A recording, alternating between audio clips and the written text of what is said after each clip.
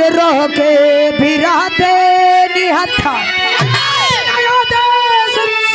को लिखाती रहे भेज बाडरी प्रजनमा के अपना ललन लाश पर कब तक आंसू बहाती रहे।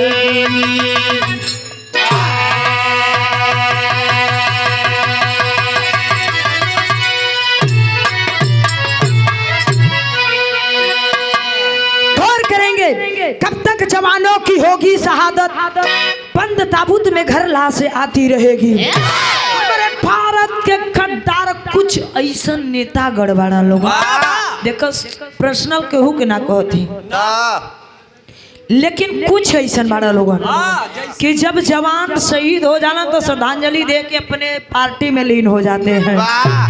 हथियार रख के भी हमारे हिंदुस्तान के जवान गोली ना चला सकेलन, लेकिन दुश्मन आई छतिया के चीर के चल जाई ए बाबू। लेकिन गौर करेंगे दिल में सपना लाखों सजा के जालन बाबू, जब लाश बन के आवेलन माई का उम्मीद टूट जाले। कैसे गजल का टुकड़ा हो देखो सोचा लोग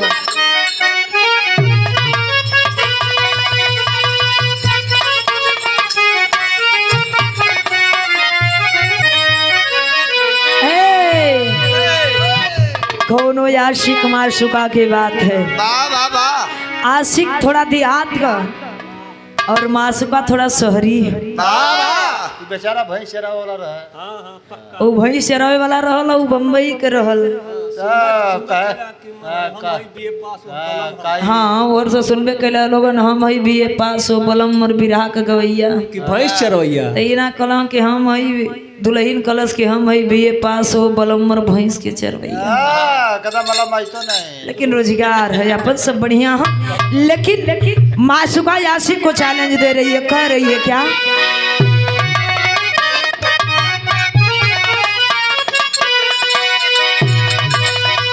हमारे गुरुजी ने गीत को गाए बड़ी मिजाज में कि मैं नाच हूँ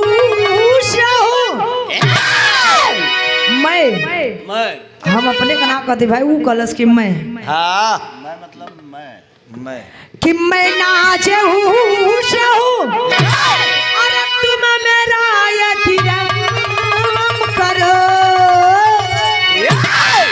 कि मैं नाच हूँ अरे तुम मेरा यतिराम करो। जवानी जवानी जवानी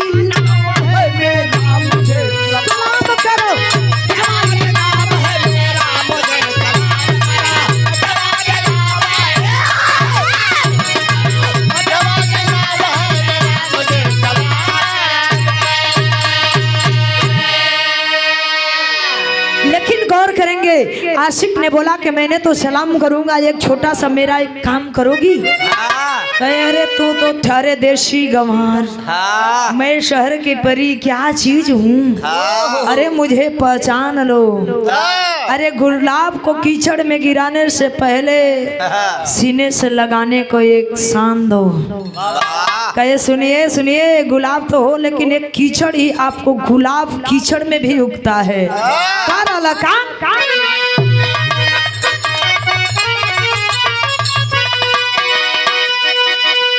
कि मैं तुझे सलाम करूं, अरे मैं तुझे सलाम करूं, अरे तुम मेरा एक काम करो। मैं तुझे सलाम करूं और तुम मेरा एक काम करो। अपनी मस्त जवानी हमारे नाम करो,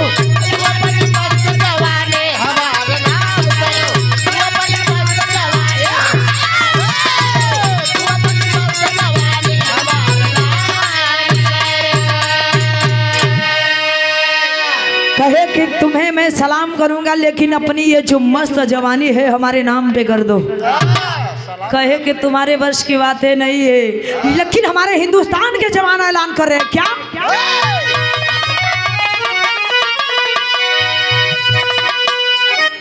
कि चढ़ा दो सूली पर, चढ़ा दो सूली पर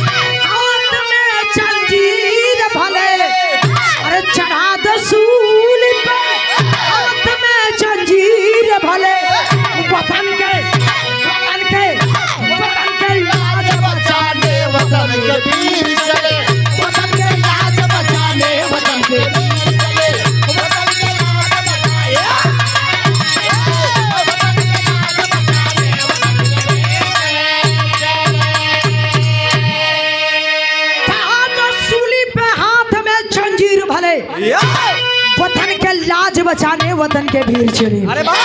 एक लाइन और कहे कि हिंदुस्तानी धरतिया क्या इस धरतिया पे एक एक ठे वीर है। कैसे?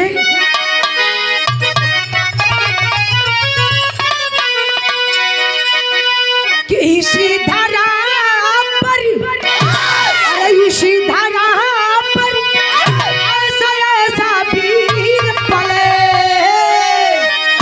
इसी धरा पर ऐसा ऐसा वीर पले। वतन के बचाने वतन के वीर चले।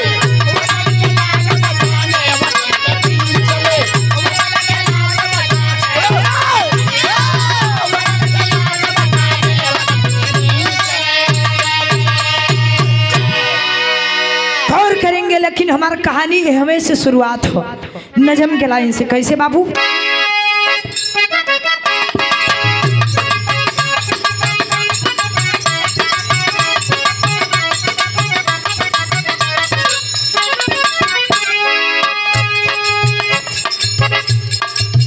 छोटा सा देश पाकिस्तान एक नालायक है।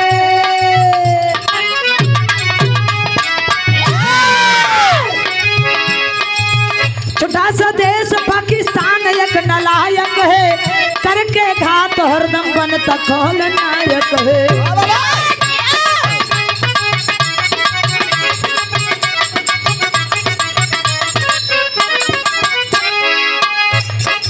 दिल में लाखों सपना सजा के जाते हैं, कुछ दिन बाद वीर लाश बनकर आते हैं।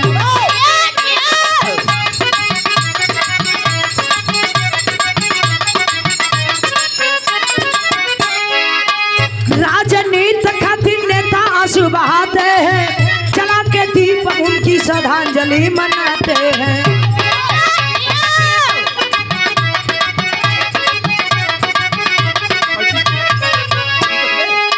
गौर करेंगे कहानी कहाँ पे है। पाकिस्तान का जितनी आबादी है, जितना सरहद हिंद पे जितने हमारे हिंदुस्तान के जवान हैं, उतने पाकिस्तान की आबादी है। लेकिन पैकेट का दूध पीने वाले, डब्बे के दूध पीने वाले, चोरी से घात करने वाले अपने आप को बहुत बड़ा समझते हैं। कहानी कहाँ कह केकर कौना घर कह बाबू? जिला जौनपुर, जिला जौनपुर थाना जलालपुर सही, जिला जौनपुर थाना जलालपुर सही, बहादुर गांव विजयपुर का दस्तूर सही।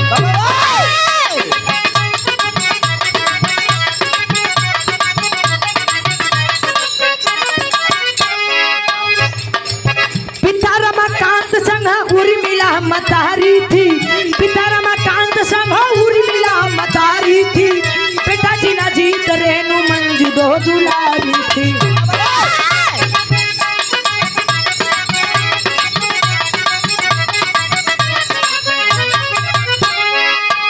खुशहाली घर में आई नौकरी जपाए है, खुशहाली घर में आई नौकरी जपाए है, मिटे करीब दिल में सपना को सजाए हैं।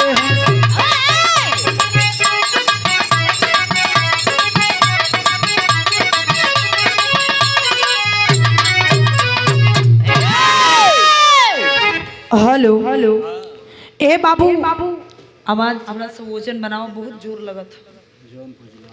जौनी समय भैया यही जौनपुर जिला जलालपुर की कहानी है। थाना जलालपुर के बगल में बहादुर गांव विजयपुर की कहानी है। वही के रहे वाला रमाकांत यादव, उनके दुल्हन का नाम बताओ जला उर्मिला। उर्मिला और रमाकांत के बीच में 3 लड़का, चौना के लड़का का बड़ा लड़का का नाम जिलाजीत यादव और 2 लड़की रेणु और मंजू। लड़का पढ़ हुआ बाबू, रोजगार खेती किसानी है, समय व्यतीत होता। अब जिलाजीत के मन में अभिलाषा जागल, लड़का 12-13 साल का हो गई कि हम फौजी जवान बनब, भारत माता का सेवा कर। अरे बाबू लगना दौड़े धूपे, और जब दौड़े धूपे लगलन तब बाबूजी एक दिन नजरिया पड़ल अपने बेटुआ पे हो। बाबूजी कहला आखिर बेटा काहे इतना मेहनत करत हुआ, का बात हो, का करल चाहत हुआ। कहला कि बाबू हमें फौजी जवान बने के भारत माता के सेवा करे के हो। कहे ये बेटा गरीबन के नसीब नौकरी ना होले, तू अपने खेती किसानी में माई बाप के संगे अपन जिंदगी गुजारा कर। अरे बाबू लेकिन झिलाझित मल्लन ना बाबू भी सहयोग करे लगलन। मालिक की महिमा धीरे धीरे सन 2014 आइल ह और भर्ती आइल ह, पेपर देना फार्म देना और नौकरी बहाल हो गई। और जब नौकरी बहाल हो गई, जवान पहली बार गैलन वर्दी चढ़ा कैलन, दूसरी बार जब गैलन तो तिलकहरू दुअरमा दौड़े लगलन। और जब दुअरमा तिलकहरू दौड़े लगल हो तो बाबूजी सोचला कि कितना रिश्ता 2-4-10 रिश्ता फैला कनेक्ट घर में बहू आ जाई तो 2 लड़की हैं, बुढ़िया हमार खाना ना बना पावेले, ऐसा काहे न करी कि एक घरवा में लड़की आली खाना बनावे। अरे बाबू शादी तय कर लेना कहाँ, बनारस इंदरपुर गांव में रामेश्वर के बगल में शादी तय कैलन। बारात सज के विजयपुर से बनारस में गई हो और बियाह शादी जल जलपान बस दुल्हन के लेके चली अलन। और जब दुल्हन के लेके चली अलन कुछ दिन के बाद वर्दी चढ़ा के जवान ड्यूटी चल दिलन। दुल्हन बड़ा मखा के रोवत ही पूछत ही कि ए सैया जा तड़प तो अब आईबा कहिया। जवान कर रहा कि जात नहीं तो जल्दी आई। ये बाबू धीरे धीरे समय बीतल। सन 2018 आइल हो। सन 2018 में जवान ड्यूटी पे तैनात हुआ और इधर घरमा से फोन गई हो। और घरमा से जब फोनमा गई तो रोवाला के आवाज आवत हो। और जब रोवाला के आवाज आवत हो ये बाबू झिलाझित एकाएक अवाक हो गए। अवाक इसलिए हो गए क्यों फोनमा पे रोवला के आवाज रहल। पूछे लगलन आखिर भइल का काहे रोवत हुआ लोगन। ए बाबू कलन के तहर बाबू जे दुनिया में ना हो, ए झिलाझित जल्दी चली आवा, तोहरा सिमाग्नि दान देवे वाला केहू ना हो। ए बाबू झिलाझित ओ परमात्मा से सवाल कर रहा है जवान, अरे विधाता इतनी बड़ी बोझ तो अपने बाप के सर पे ना दिली कि तो के ना सुहाइल उठा ले गईला। खुशी देला लेकिन गम के ले लेला। आज हमारा घर में गम पड़ल, खुशी आई, खुशी ना बर्दाश्त भइल, पता नहीं के कर नजर लग गई। जवान बॉर्डर पर से छुट्टी ले ले हा। जवान घरे आइल, अपने बाबूजी के अंतिम दान संस्कार कैलन, ड्यूटी चल गलन और ड्यूटी से 3 महीना के छुट्टी में आइल हम। जवान फौजी भाई लोगन के साल में 3 महीना के छुट्टी मिलेला, वही छुट्टिया पे आइल हम। ए बाबू आइलन दुल्हन से लगाव हो गई, माई से लगाव हो गई। धीरे धीरे 3 महीना कब बीत गल जवान के कुछ पते ना चलल। अपन बोरा बिस्तरा भरे लगलन और भर के जवान तैयार होकर जैसे ही दुआरी से निकले लगन दुल्हन के समझावत होन के पूनम, अरे पूनम हम जा तनी जो दूठे बहन बाड़ी से इन्हन के ननद ना अपन बिटिया जनी हा, इन्हन के देखभाल करी हा। शादी परल है आवत थी, अब की आई तो शादी करब। ए बाबू जवान जौनी समय देखल दुल्हन के आंख में आंसू हो, टाट करके अच्छे बात करे हा। बारे बड़ी मिजाजी के तो बारे हमरे गुरु के गुरु जी स्वर्गीय रामदेव गुरु जी का में कैसे गुरु जी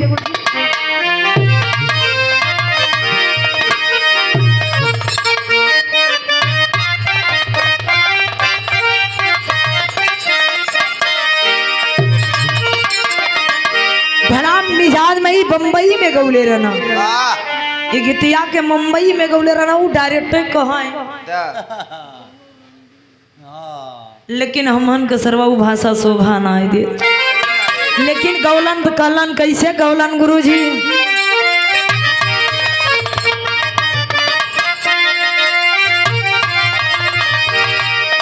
कि गाजा भार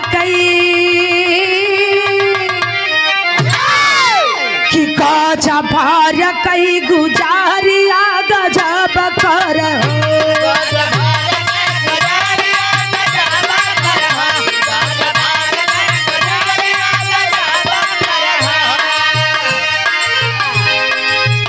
जा बपा जरा बोलाइया बताब कर हो,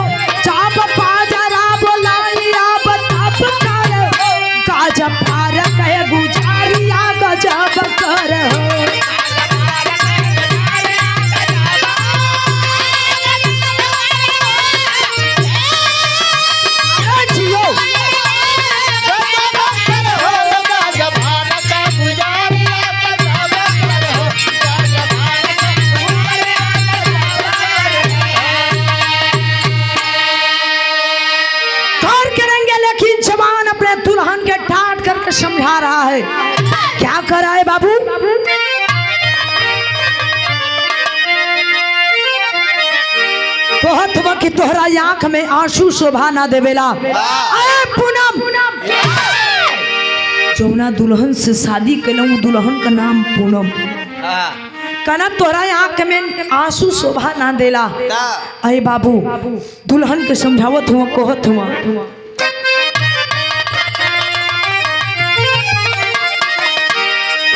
कि पीर फौजी हमें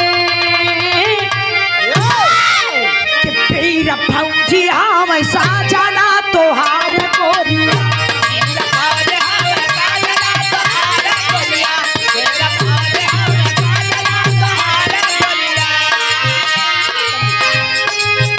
अपना महनवा में करा तू विचार गोरिया अपना महनवा में करा तू विचार गोरिया हो पीर फौजी हमें साजना तोहार गोरिया।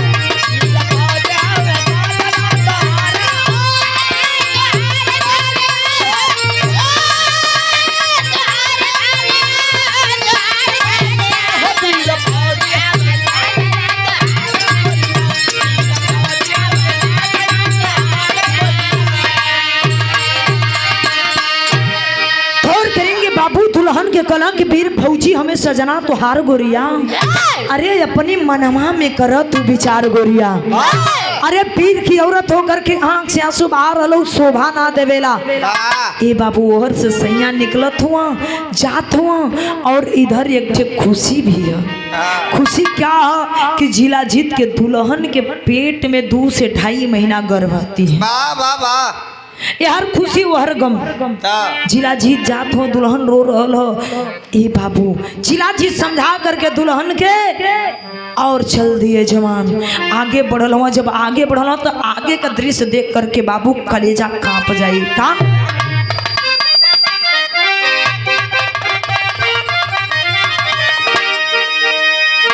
रहल हुआ कि तहिया पे जाहिया सबरदी चढ़ी जाला और देशवा के नाम है जापान लिखी जाला।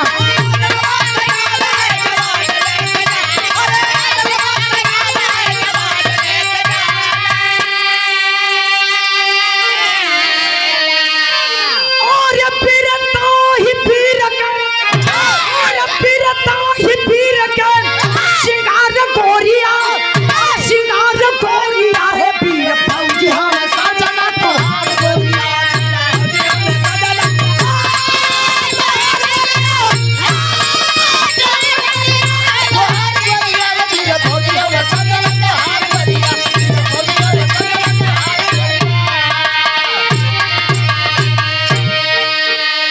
गौर करेंगे बाबू कहला दहिया पे जहिया सुवर्दी चढ़ जाला देशवा के नाम है जवानी लिख जाला वीरता ही पीर के सिंगार गोरिया। अरे तोरे मांग में सिंदूर चमकत हो तो जान ल कि तू वैसे भी वीर हो। वीर की औरत हो जगर जियत रह तब वो वीर की औरत कहबू मर जाई तब वो तू वीरे की औरत कहबू तार सौभाग्य। अरे बाबू दुल्हन के समझा के जब घरवा में से बाहर निकलना अंगना में पहुंचला तो अंगना का दृश्य दुआरा का दृश्य देख करके होत का बाबू इहो स्वर्गीय रामदेव गुरु जी का में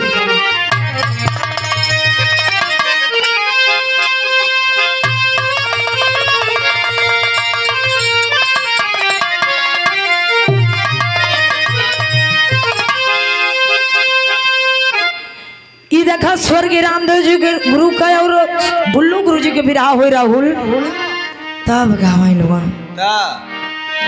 देखा लोगन हंस के झगड़ा मत लगे कुछ हम ना बजाऊ बात बोला कैसे गावे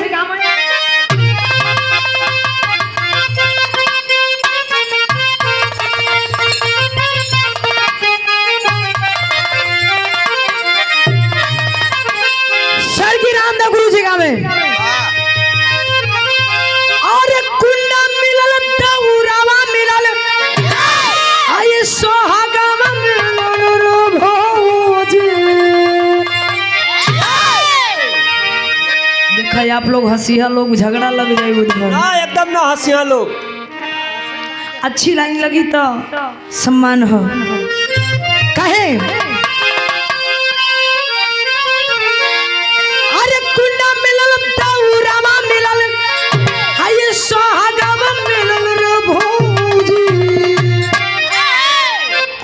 रतिया से जरिया पे निधियो न आवे मऊगवा मिलल रे भौजी रतिया से जरिया पे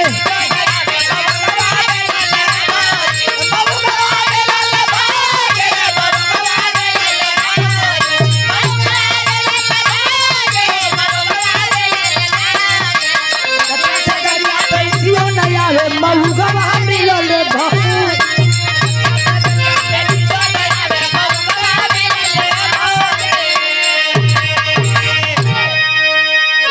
स्वर्गीय रामदेव गुरु जी कहे एक लाइन और लाहम का कहे राहुल अरे कुन्ना मिलल दौरावा मिलल हाय पिजरावा मिलल रो भौजी और रतिया से जरिया पे निधियो न आवे ही जड़वा मिलल रे भौजी रतिया से जरिया पे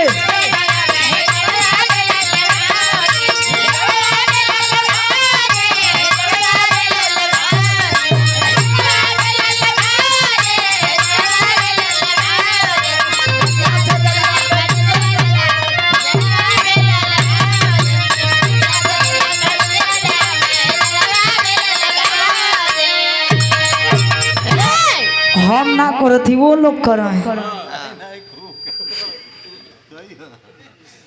पौला एक थे पैसा ना नहीं तो दे ही दे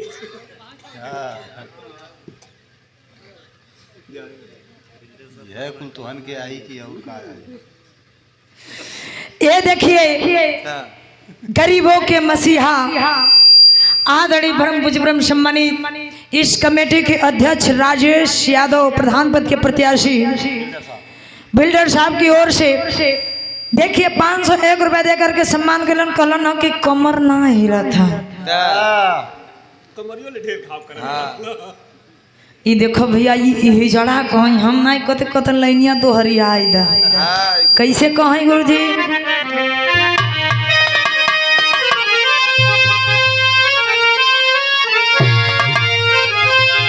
अरे कुंडा मिलल दौरावा मिलल अरे पिजड़ावा मिलल रे भौजी और रतिया से जरिया पे निधियो न आवे ही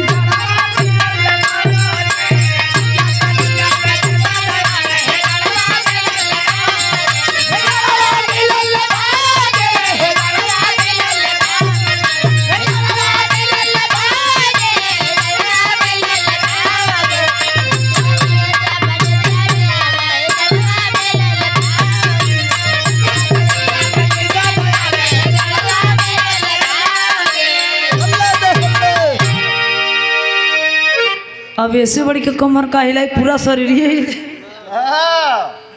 कमर का बात है पूरा चेची से हिल जाता लेकिन गौर करेंगे कैसे बुल्लू गुरुजी कहा कि गजब मटकऊ रहा आए हाय हाय हाय हाय बारे तार छक्का कर रोल आए हाय हम नहाय गई का सरऊ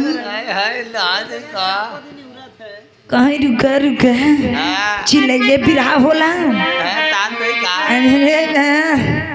बतावत है सर बतावत है कहाँ कैसे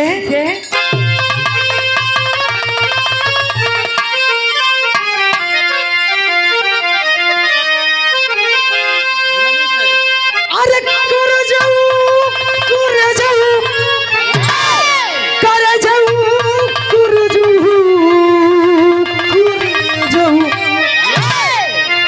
क्यों गो चुमाल हल जइए कर जाऊ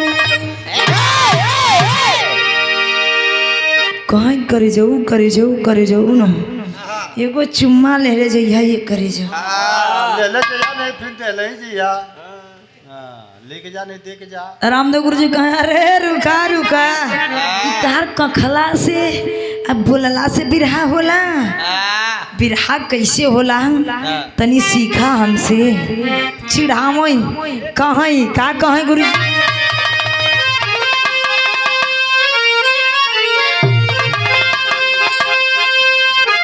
अरे झूलनी पे उड़ानी अरे झूलनी पे उड़ानी जहाजिया उड़ादा हमार पाई के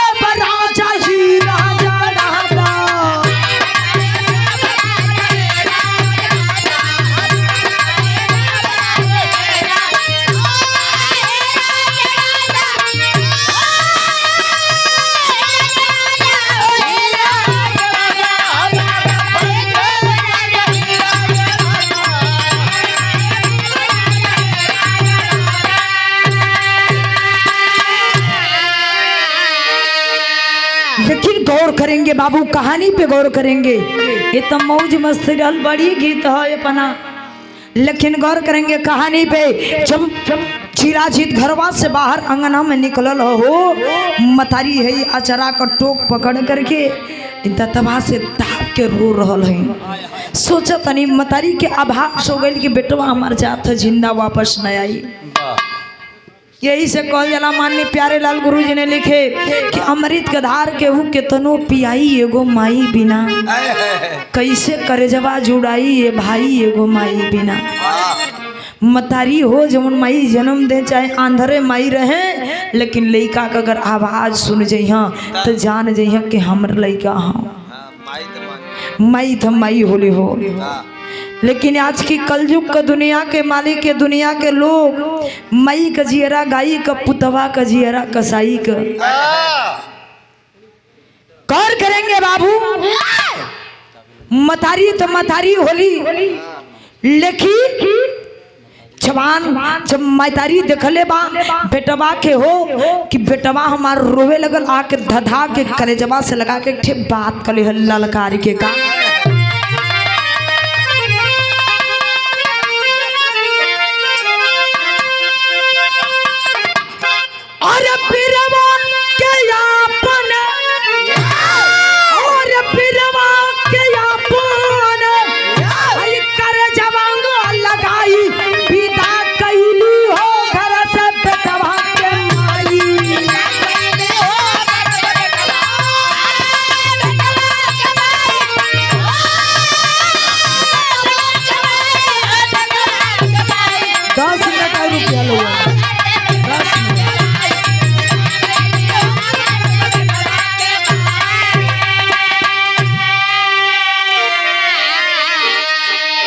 बिरवा के अपने करेजवा लगाई, विदा कैली हो घर से बेटवा के माई।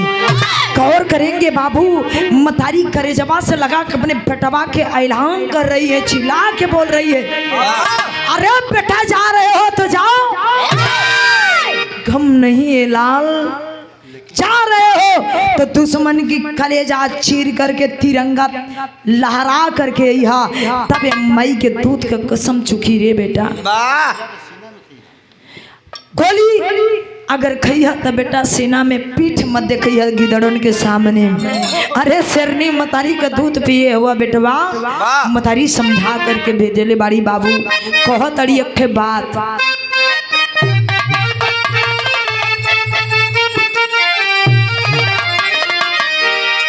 अरे कसम धरावे माई पिठना देखिया, दूधवा के करज बेटा हमारा चुकइया।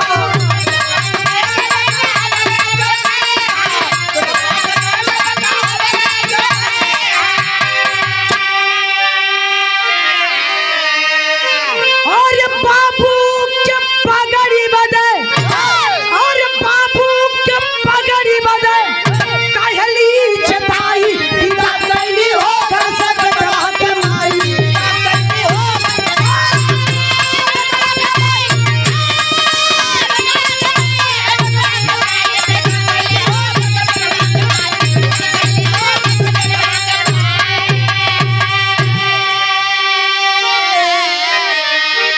गौर करेंगे बाबू, बीरवा कसम धरवे माई पीठ ना देखइहा, तू धवा के कर्जा बेटा हमरे ना चुकइहा। कलिन के हमरे दूध का कर्जा चुका दिया लाल, सीना में गोली खा जीबा तो माई के दूध का कर्जा चुक जाई। बाबू जवन तान मर गइलन, जवन तार सेवा कैले रे, भर भर गिलास दूध पियोले रे बेटा, तो के बादाम काजू किशमिश खियौला, वही बाप के पगड़ी के सम्मान रखे लाल। अये बाबू जवान झूमत के आगे बढ़ रहा, तब तक पूनम दुल्हन घरवा में से निकलल हो, अपने सैया के देखलस कलस की ए सैया, ए सैया जात हुआ ना जा, अरे दुश्मन के सीना चीर देबा तो हमारो सिंदूर अमर हो जाई हो बाबा आए बाबू कलिन के अगर शहीद भी हो जाई बा 2-4 दिन रो करके मंगिया का सिंदूर पोछ के वीर गति के प्राप्त कर जाई बा वीर के औरत कहाई सैया जब तू अगर पीठ में गोली खा के आई बा तो गीदड़ का औरत खाई जवान वही बात को सुन के रोब रोब में एकदम आग भर गई है जवान चल दिले और जब हेडक्वार्टर पे पहुंचल जवान वर्दी चढ़ा करके अब तैयारी बनौले है तो भैल का गुरुजी बिरहा के अंदर टेरिस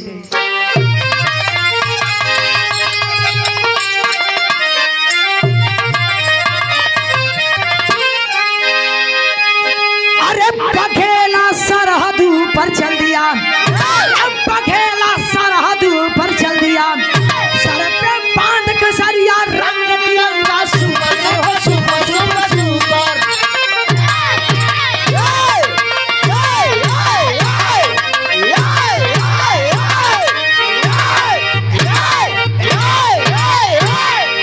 लगा था झरना बघेला सरहद ऊपर चल दिया सर पे बांध के सरिया रंग तिरंगा से ऊपर हो बघेला सरहद ऊपर चल दिया जवान जौनी समय बाबू सरहद पे चल दिले हो धीरे धीरे आप समय 11 अगस्त सन 2021 11 अगस्त समय 9 बजे रात दुल्हन बाबू फोन कैले हो जवान के छुट्टी भी कुछ ही दिन बाकी बा फोन कैले बा दुल्हन कलश की ए सैया जवन हमहन के प्यार का निशानी जवन हमारा गर्भ में पलत रहल ए बाबू भैल बड़न कुछ दिन भैल बड़ा लोग पर ही मनावत हुआ लेकिन आप ना हुआ ये सैया मन में एक ही तकलीफ हो जवान बोल रहा के रे पूनम अरे हम ना बड़ी तका से लेकिन पूरा परिवार तो है अब छुट्टी होए वाली हो अब छुट्टी अब 2-4-10 दिन बचल अब छुट्टी हमार नजदीक आ गई है छुट्टी लेके आई बाबू को ढेर सारा खिलौना लेके आई तोहरियों के ढेर सारा सामान लेके आई अच्छा पूनम और हालचाल बढ़िया न बा पूनम कली के हाँ सैया सब बढ़िया बा तबीयत आ ठीक है कहीं सब ठीक है कली अच्छा फोनवा रखा हम ड्यूटी में बानी दुल्हन बाबू फोन रखले हो तब तक आतंकवादी कुछ हमला कैले हुआ हमला करले हुआ ए बाबू जवान सर पे कफन बांध करके तैयार हो रहा विराट हमरे आखिरी गीत है कैसे बाबू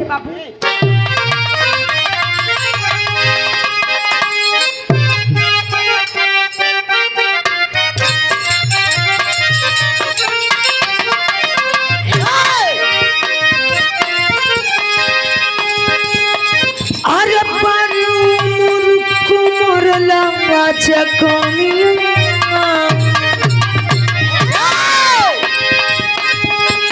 बाहरी उमर कमर लचकनिया कयकी टहनी हुरी के पनिया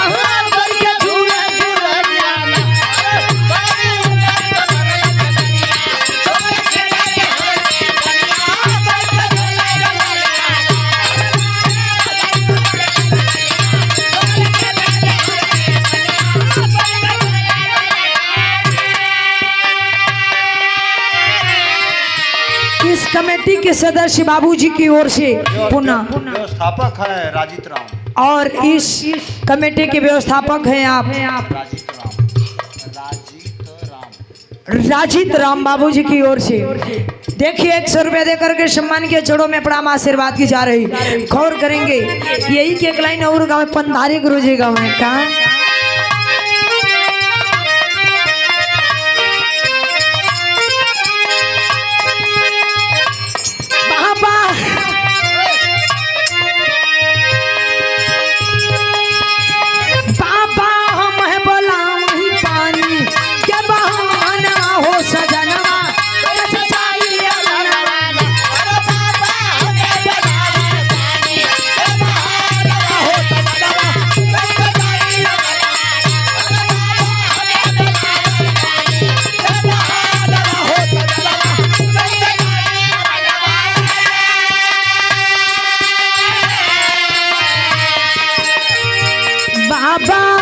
बोला वही पानी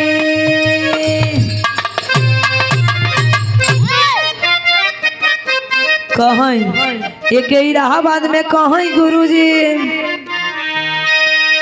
बड़ा बढ़िया आप लोग शुरुआत से इलाहाबादी सुन लो हो कहीं के बड़ा निमन कहीं के भोजपुरी वाले चौराहे के कहीं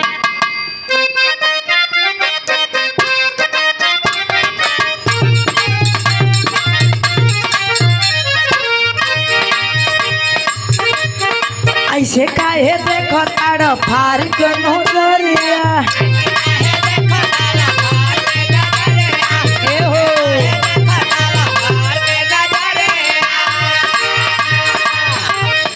अच्छा तो राती में 2-3 बजे कहियो मौका न मिलल होखे यही से आज देख ला भाई देख ला घरवा फोन करी ला रुकल ला तार घरे खबर पहुँचाई ला हाँ हाँ कहे का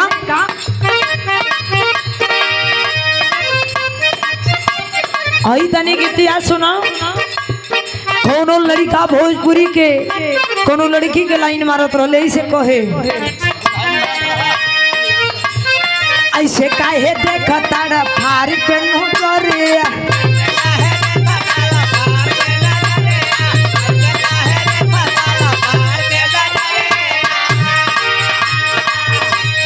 हाथे नहीं मुहे लागी पिए के गगरिया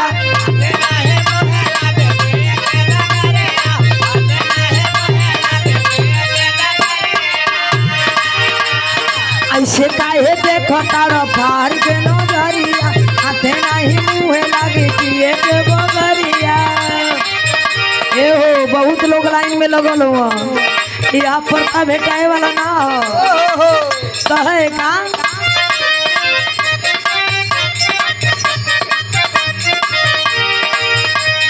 बाहरी उम्र कमर है चकनिया बढ़िया की चहली हुई के पनिया जान मारे झूलनिया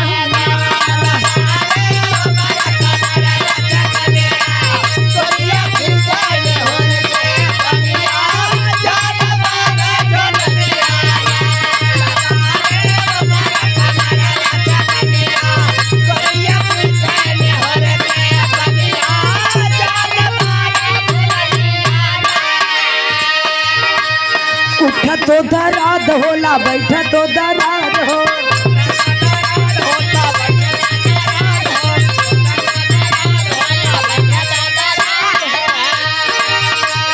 पाड़े गैया गैया मोहर मरद हो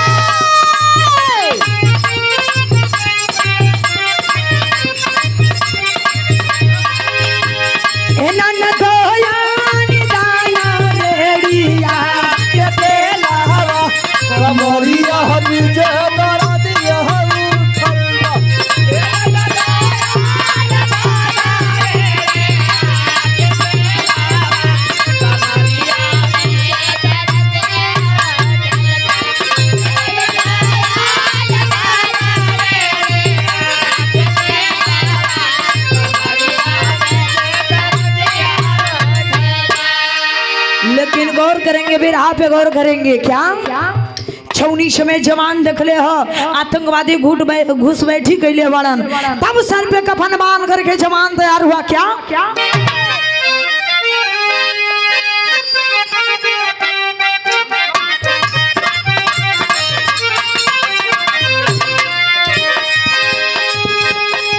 अरे राम राम हरे हो मोरी राम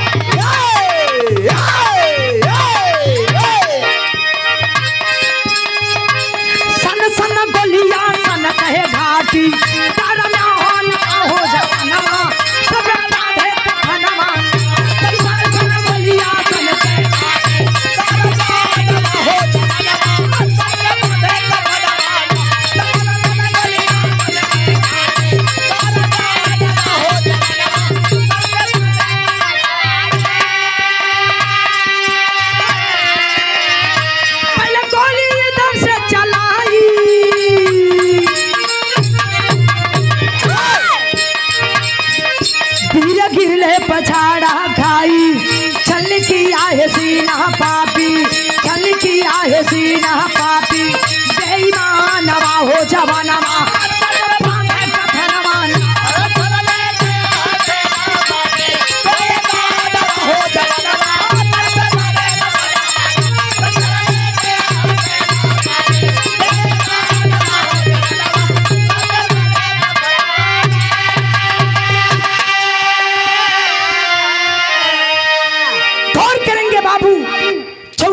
जवान सर पे कफन बांध करके अपने जवानों को चिता रहा है।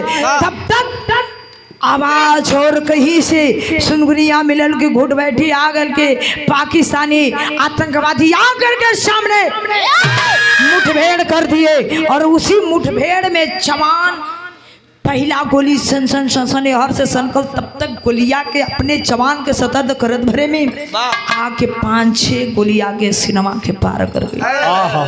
केकर बाबू जिला जीत यादव के कर करेंगे भैया जब सिनेमा के पार कैले बाना जिला जीत हाय मई के धरती पे सुत गई हो और जब धरती पे सुत गई सांस चलत उसी बीच में पापी करते क्या है बाबू पापट करवाने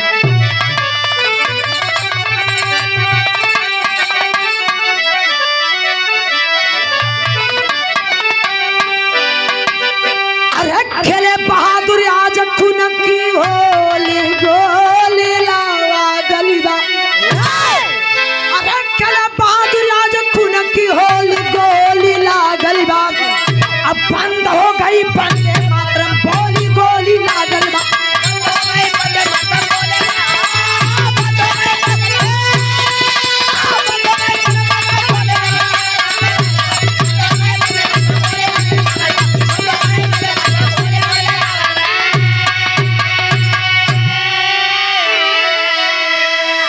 अब गोली के बौछार सुन के आगे बढ़े जवान हो मौका पाके जिला जीत के मूड़ी काटे बेईमान हो अरे शोक में डूबल बा आज फौजिन के टोली गोली लागल बा अरे शोक में डूबल बा आज फौजिन के टोली गोली लागल बा बंद हो गई बंदे मातरम गोली गोली लागल बा ए बाबू चौनी सबे गोली लगल हो जवान गिरल हो सारे जवान आगे बढ़ गए। हमारे गुरुजी ने एक गीत को लिखा कि पानी बरसे चाहे पत्थरवा पहरू पहरा पे खड़ा जो गोली का आवाज सुने सारे जवान आगे बढ़ गए। उसी बीच में पाकिस्तानी आतंकवादी मौका पा करके जिला जीत के सांस चल रहा मुड़िया के काट करके उठा ले गए। जब उठा ले गए बाबू सुबह भइला सर्च ऑपरेशन द्वारा देखा गया सारी फौजी जवान अभाग है सोच रहे हैं आए रे जिला जीत चला गया रे भाई तू चला गया हम लोग को छोड़ के चला गया। अरे बाबू सुबह हुआ सर्च ऑपरेशन द्वारा देखा गया कितने जवान हैं और कितने जवान शहीद हो गए। सारे जवान थे उसमें से कहीं जवान नहीं था वो भी जिला जीत यादव। अरे बाबू जा करके श्रीनगर के घाटी में जहाँ पे ड्यूटी लगी थी वहीं पे जा करके लोग देख रहे हैं तो पूरी केवल शरीर बाकी रह गई है मुड़ी नहीं है बाबू। लोग यही सोच रहे हैं आखिर ये जिला जीत की बॉडी है कि किसी और की बॉडी है समझ में नहीं आ रही है। फिर जब जवान तड़फड़ा के मरल रहल बाबू देखला जब बिल्ला या वर्दी पे जब देखल ओ बिलवा पे तो जन्नमवा देखल बाबू कलम भारे जिला जीत आए बाबू जिला जीत की बॉडी को लेकर के हेडक्वार्टर पे आए और माँ को फोन किए तुम्हारे जिला जीत शहीद हो गए। दुल्हन नैहर में वही बनारस इंदरपुर गांव में बाड़ी बाबू और इधर जिला जीत बॉर्डर पे शहीद हो गई। लेकिन जवान जौनी समय माई के बतौलन बौरहिया मतारी सुन के कौन मतारी हो अपने बेटवा का मुई लाश अपने बेटवा के जवान बेटवा का लाश देखी तक सुनी तक कलेजा न फाट जाई बाबू। फोनवा कहीं और गिर गल मतारी रो रहा बाबू रो रहा चीख रहा लोग गाँव के लोग जुटल हुआ लोग पूछे लगल माई बतावे लगल कैसे से बात है। कुछ लोग फोन लगाते हैं जिला जीत के दुल्हन के यहाँ के पूनम जल्दी से चली आवा तार पति घरे आवत हुआ। हे बाबू देखिए विधाता के जहाँ खुशी देते वहाँ गम भी देते हैं बाबू। मालिक की महिमा वही 3 महीने के मुलाकात में दुल्हन के पेट में गर्भ रह गया और जवान ड्यूटी चला गया। उसी समय शहीद जवान दुल्हन घर में बा 2 बहन जवान बड़ी सब बुढ़िया मतारी कैसे जिंदगी गुजारा हुई बाबू। लेकिन फिर भी जवान की बॉडी चली है हेडक्वार्टर से और दुल्हन की गाड़ी से मायके से ससुराल आवतनी यही जौनपुर में आ रहल बड़ी। विधाता मुलाकात मिलान कहाँ करावत होन कैसे बाबू आल्हा में पावा मिला।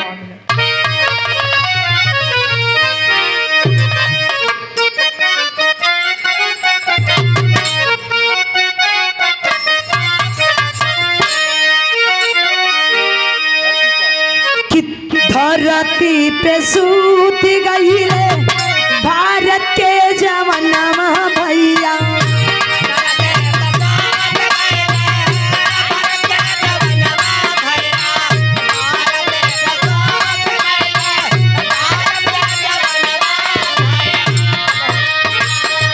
बहु न उठिया गोदिया के दूल्हा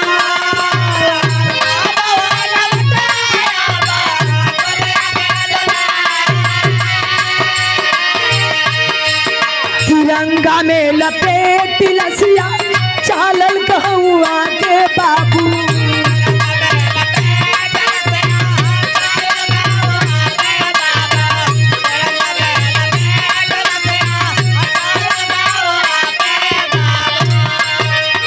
बाबपुर हवाई अड्डा माँ चला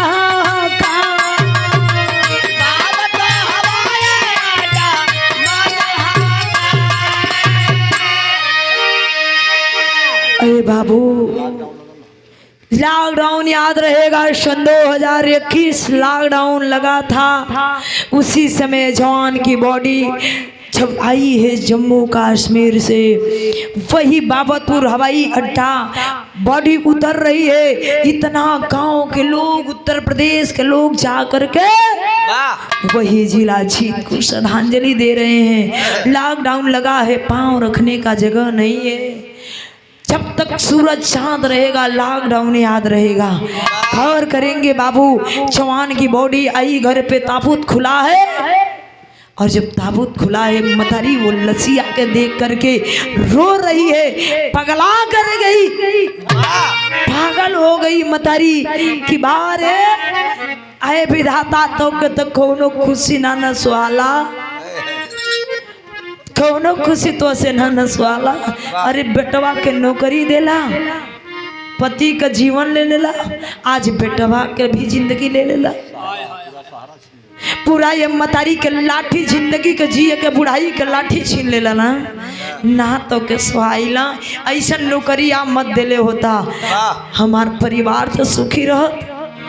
अहे बाबू बूढ़ी अम्मतारी बौरा बौरा के रो रहा सब शासन प्रशासन से पूछ रहा सवाल कर रहा का सवाल कर रहा बाबू।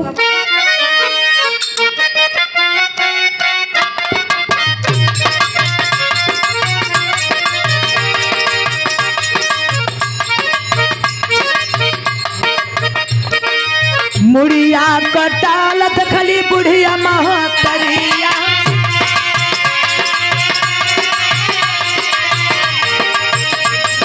मुड़िया कटालत खली बुढ़िया महतरिया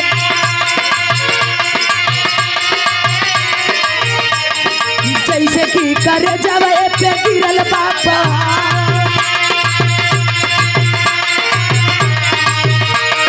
जैसे कि कर जब पे गिरल बापा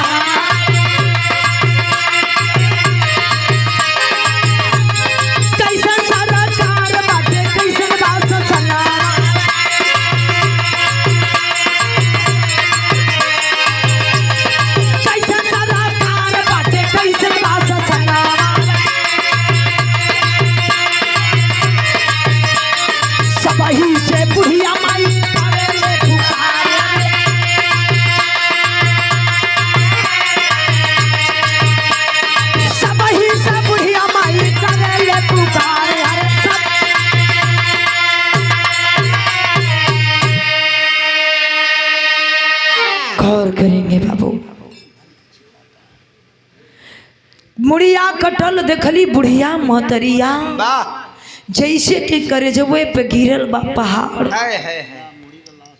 बिना मुड़ी क्लास सभी शासन प्रशासन से गुहार लगा रही है कि कहाँ का रीति रिवाज है कि मुड़ी को काट करके लाश को लाए। यही धरती पुत्र मुलायम सिंह ने जब बॉडी नहीं आती थी, केवल वर्दी और टोपी आती थी, धरती पुत्र मुलायम सिंह ने चौकी जब रक्षा मंत्री बने थे तो उसी समय से फौजी भाई लोगों की बॉडी आने लगी गांव में। माँ और पिता देखने लगे कि हमारे बच्चे बॉर्डर पे शहीद हो गए बाबू, और नहीं तो कोई नहीं देखता था अपने बच्चा का मुंह। कलपत करेजा निकल जाता था, हाय हाय कर जिंदगी को ये भूल जाते थे बाबू, लेकिन अपने बचवा के कफन ना दे पावत रहलन। लेकिन बाहर धरती पुत्र मुलायम सिंह मतारी सवाल कर रही है कि जब भर्ती करत रला ये साहब तो 1 इंच छोट ना लेला, और आज हमारे बेटवा के एक बित्ता कहाँ गई, शरीरिया कहाँ गई। मतारी रो रहा बाबू, लेकिन केहू के मुंह में जवाब ना हो। वही भेड़िया के चीरत एक गजब आवाज आइल हो। वो आवाज आइल के कर जिला जीत के दुल्हन पूनम का आवाजी आइल का बाबू कैसे।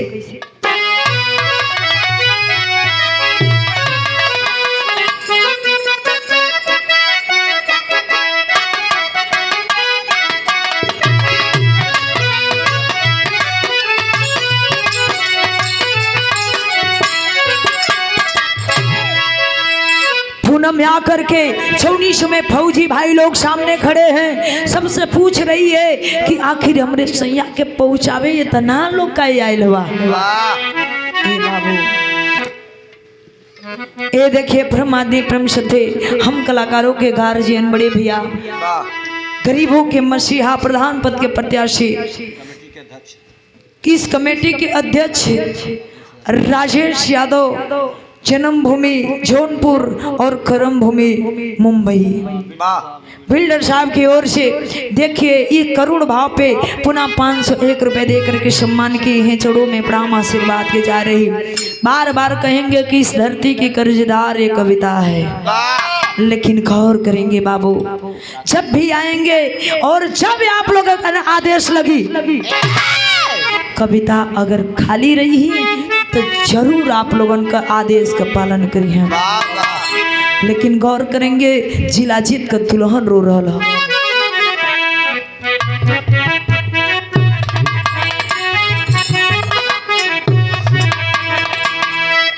रोवेली पूनम मुहवा तोलाए साजना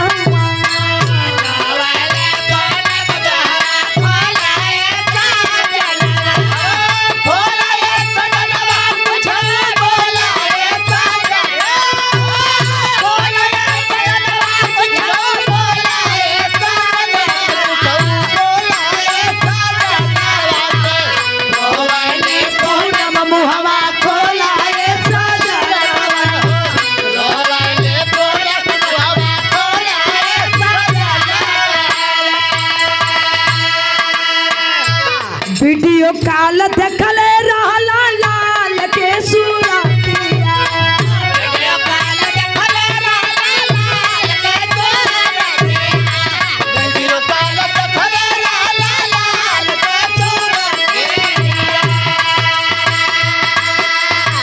कवन कवन वादा कइला भूल गइला बातिया,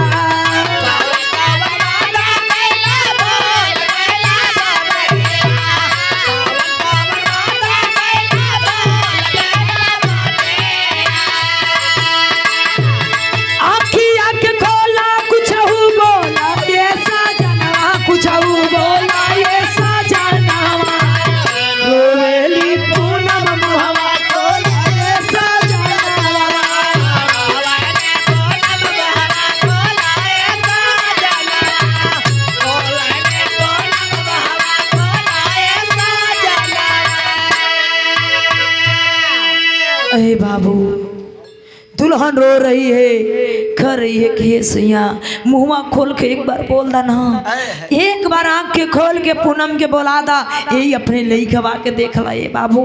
लेकिन जिला जीत सुत गए वापस उठे वाला ना कार करेंगे। सारे छोटे छोटे बच्चे रो रहे हैं, लेकिन किसी के मुंह में जवाब नहीं है।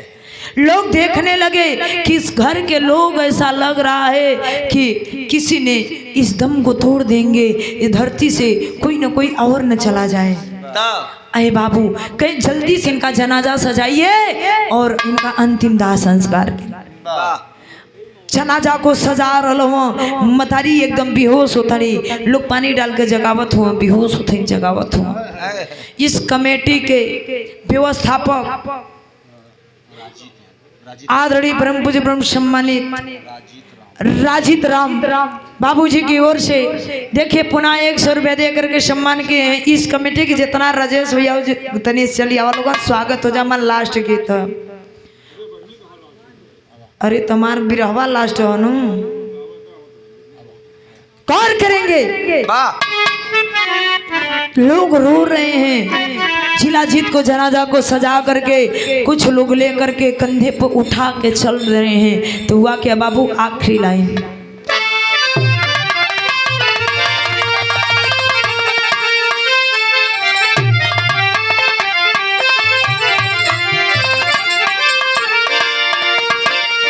अरे रोवे गाँव जवार नारू के लिया सिया, अरे रोवे गाँव जवार नारू के लिया सिया, लेके चलल ये समसनवा नाहर के लसिया।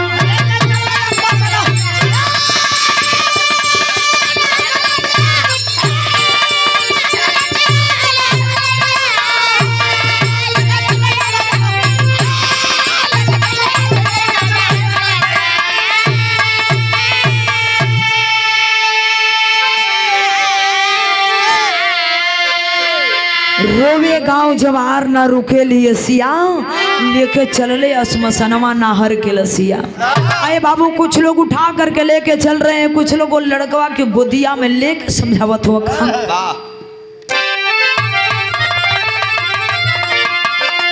आला अधिकारी सब धीरे जा बंधावे और छोटे छोटे बचावन के धई के समाचार।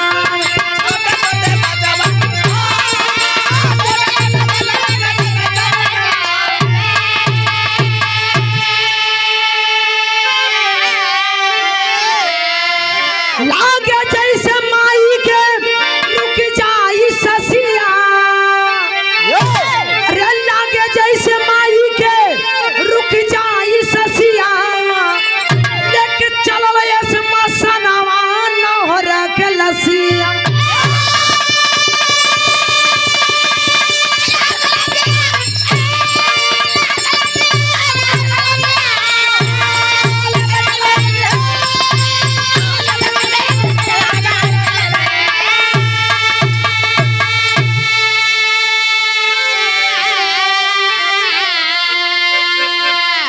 गौर करेंगे बाबू, सब वही छोटका लइकवा के धो के समझावत हुआ कि नहीं जिला जीत हुए नहीं के देख के संतोष करा। अब जिला जीत के अंतिम दाह संस्कार करके लोग उनका तेरही बरही बिता करके बाबू, और वही जो जिला जीत के जवन मुआवजा मिलल रहल वही से उनकी बहनिन के शादी भइल और बहन ससुराल गई। दुल्हन अपने सास के लेकर के आज भी जिंदगी गुजारा करो तड़ी, वही लड़का छोटका के लेकर के आज भी गुजारा करो तड़ी। इतिहास आज भी कायम है, आप लोग जाने ला। आप इधर से जाइए, हाँ दहिने साइड सिरकोनी बाजार में शहीद जिला जीत यादव स्मृति द्वार बना है, और बनारस से आएंगे तो सिरकोनी बाजार ढाक के इधर बना है, और इधर से जा पहले ही। तो ये हमार इतिहास कोनो काल्पनिक कहानी ना है बाबू, सैतुक का कहानी है। ये हमारे विराह का शीर्षक रहल। आखिरी लाइन बाबू,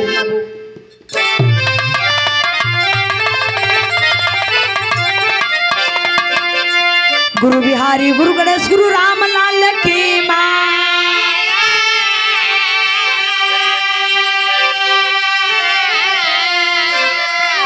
कथन करे कभी चंद्रिका कहीं धूप कहीं छाँव।